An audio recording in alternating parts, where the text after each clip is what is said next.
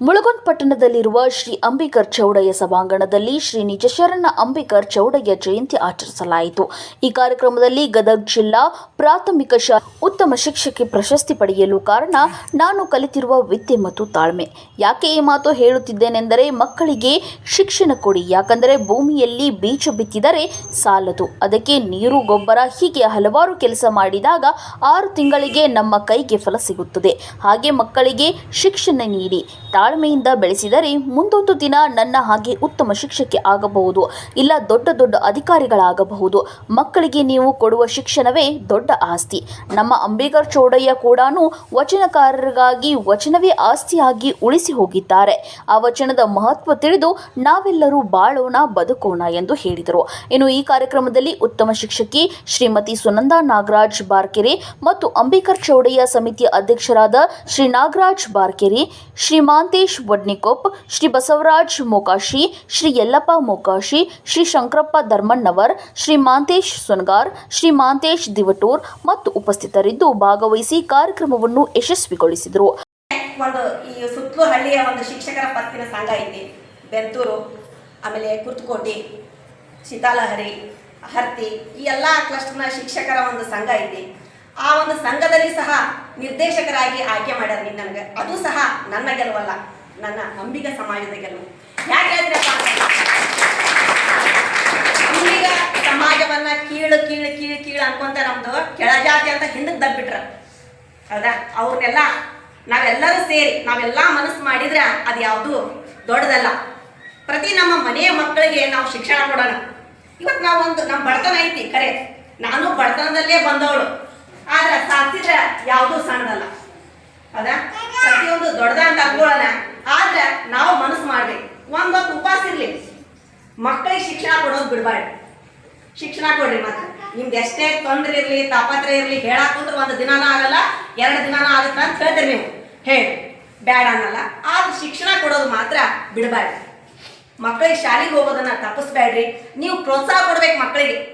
ಇವತ್ತೊಂದಿನ ಬಿಟ್ರೆ ಏನಾಗಲ್ಲ, ನಾಳೊಂದಿನ ಬಿಟ್ರೆ ಅದು ಬೇಡ. ಶಿಕ್ಷಣ ಕೊಡೋಣ, ಮಕ್ಕಳು ಉದ್ಧಾರ ಆಗ್ತಾರೆ. ಅದು ಒಂದೇ ದಿನದಲ್ಲಪ್ಪ. ಇವತ್ತು ನಾವು ಬೀಜ ನೆಟ್ಟಿವಿ ಅಂದ್ರೆ ಇದಕ್ಕಿದ್ದಂಗೆ ಮರ ಆಗಿ ಮಾವಿನ ಹಣ್ಣು ಕೊಡಂಗಿಲ್ಲ. ಅದಕ್ಕೆ ನಮ್ಮ ಶ್ರಮ ಬೇಕು. ಗೊಬ್ಬರ ಹಾಕಬೇಕು, ನೀರು ಹಾಕಬೇಕು, ಆ ಗಿಡನ ಬೆಳೆಸ್ಬೇಕು, ಟೈಮ್ ಹಿಡಿತೈತಿ.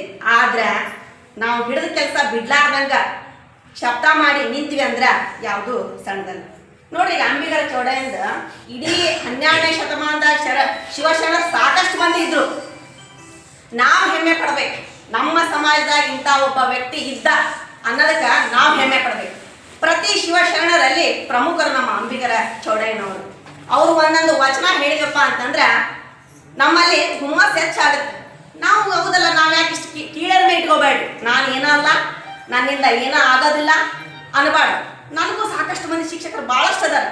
ಆದ್ರೂ ಯಾಕೆ ನನಗೆ ಗುರುತಿಸ್ಯಾರಪ್ಪ ಅಂದ್ರೆ ಏನೋ ಒಂದು ಸಾಧ್ಯ ಇರ್ಬೋದಲ್ಲ. ಅದು ನೀವು ಯಾರು ಸಣ್ಣರಲ್ಲ, ಇಲ್ಲಿ ಮಾಡಕ್ಕೆ ನಿಂತೀವಿ. ನಾ ಯಾಕೆ ಹೇಳಕತ್ತೀನಿ ಈ ಮಾತಂದ್ರೆ, ನಂದು ನಾ ಹೇಳಕತ್ತಿಲ್ಲ, ಮಕ್ಕಳನ್ನ ಮುಂದುತ್ತರ. ಮಕ್ಕಳನ್ನ ಒಬ್ಬ ಉತ್ತಮವಾದಂಥ ವ್ಯಕ್ತಿಯನ್ನಾಗಿ, ಉತ್ತಮವಾದ ಪ್ರಜೆಯನ್ನಾಗಿ ನಾವು ನಿರ್ಮಾಣ ಮಾಡಬೇಕು. ಅದು ನಮ್ಮ ಕೈಯಾಗ ಐತಿ. ಅದೇನಿಲ್ಲ, ಅವ್ರಿಗೆ ಅಲ್ಲಿ ನಾವು ಛಲ ತುಂಬಬೇಕು. ಆ ಅಂಬಿಗರ ಚೌಡಯ್ಯನಲ್ಲಿ ಆತ್ಮವಿಶ್ವಾಸ ಭಾಳ ಪ್ರಖರವಾಗಿತ್ತು. ಭಾಳಷ್ಟು ಆತ್ಮವಿಶ್ವಾಸ. ಅವರು ಪ್ರತಿಯೊಬ್ಬರು ದೇವರ ಅಂಕಿತ ನಾಮವನ್ನು ಇಟ್ಕೊಂಡ್ರು. ಬಸವಣ್ಣವ್ರು ಕೂಡಲ ಸಂಗಮ ಅಂತ ಇಟ್ಕೊಂಡ್ರು, ಅಕ್ಮಾದೇವಿ ಚೆನ್ನಮಲ್ಲಿಕಾರ್ಜುನ ಅಂತ ಇಟ್ಕೊಂಡ್ರು ವಚನದ ಒಂದು ಕೊನೆಗೆ. ಆದ್ರೆ ಅಂಬಿಗರ ಚೌಡ ತನ್ನ ಹೆಸರತ್ತ ಇಟ್ಕೊಂಡ. ನಾನು ಏನು ಕಮ್ಮಿ ಅಲ್ಲ, ನಾನು ಶ್ರೇಷ್ಠನ ಅಂತ ದೇವರನ್ನು ಮೀರಿಸಿದಂಥ ಶಕ್ತಿ ಅವನಲ್ಲಿ ಇತ್ತು. ಯಾಕೆ ನಮ್ಮಲ್ಲಿ ಇರಬಾರ್ದು? ಮತ್ತೆ ನಮ್ಮ ಸಮಾಜದ ಗುರು, ಒಬ್ಬ ಪ್ರಮುಖ ವ್ಯಕ್ತಿ, ಅವನಂತ ನಾವ್ಯಾಕೆ ಆಗಬಾರ್ದು? ಸಮಾಜದ ಒಂದು ಏನಪ್ಪ ಜಾತಿ ಭೇದವನ್ನ ಅಲಗಳ್ದ, ಹೌದಾ, ಸ್ವಾತಂತ್ರ್ಯತೆ ಇರಬೇಕು, ಸಮಾನತೆ ಇರಬೇಕು ಅಂತ ಮೆಟ್ಟಿ ನಿಂತ ಒಂದು ಮಹಿಮೆ ಅವ ಅಂಬಿಗರ ಚೌಡಯ್ಯ. ಈಗ ಕಲ್ಲನಾಗರ ಕಂಡರೆ ಹಾಲೆ ಎರೆವೆರಯ್ಯ, ಬಿಟನಾಗರ ಕಂಡರೆ ಕೊಲ್ಲು ಕೊಲ್ಲು ಎನ್ನುವರಯ್ಯ, ಉಣ್ಣದ ದೇವರಿಗೆ ಉಣ್ಣುಣ್ಣು ಎನ್ನುವರಯ್ಯ, ಉಣ್ಣುವ ಒಂದು ಜಂಗಮ ಮನೆ ಬಾಗಿಲಿಗೆ ಬಂದರೆ ಸಂಜೆ ಬಾ, ಮುಂಜಾನೆ ಬಾ, ನಾಳೆ ಬಾ ಎನ್ನುವರಯ್ಯ. ಇಂಥವರ ಕೊರಳಲ್ಲಿ ಲಿಂಗವ ಕಟ್ಟುವುದನ್ನು ಬಿಟ್ಟು ನಮ್ಮ ಗೌಡರ ಮನೆಯ ಕೋಣನ ಕೊರಳಲ್ಲಿರ್ತಕ್ಕಂಥ ಗುದ್ದಿಯನ್ನು ತಂದು ಕಟ್ಟಿ ಊರ ತುಂಬ ಮೆರೆಸಿದಾತ ಅಂಬಿಗರ. ಧರ್ಮಾಚಾರ ಬೇಡ ಅಂತ ದೇವ್ರ ಅದಾನ ಅದು ಒಂದು ಶಕ್ತಿ